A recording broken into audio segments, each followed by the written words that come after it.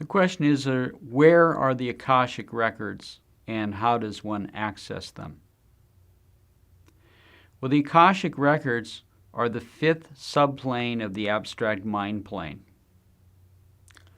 And on this record, all of human experience is laid down like pages in a book. Sometimes this plane is called the Book of Divine Remembrance. And on this level, all of your experiences in this current life are recorded, and all of your experiences in past lives are recorded. Now, while you're alive, if a person were to look at the Akashic records, it would be like looking into murky water, because all the activity or thoughts ripple through this zone. So it's very hard to see exactly what is going on in the personal life while on this ether. But when a person dies, that ether becomes completely still, like perfectly clear water. And then you can look into the records of those former lives, just like watching pages in a book. And these records are recorded in whatever language you spoke.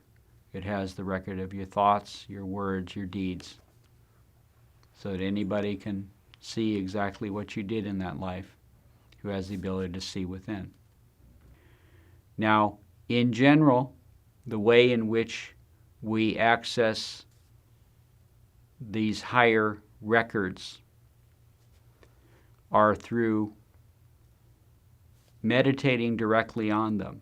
And we use a meditation called direct projection, where the conscious entity within us, which is called we call the attentional principle, actually travels onto these planes, and you can actually directly move along these tracks and study what is there. And the other way is that for certain individuals who are given the psychic gift of being able to read past lives, can get a summary of the lives. It's what we call an intuitive encapsulation of the lives.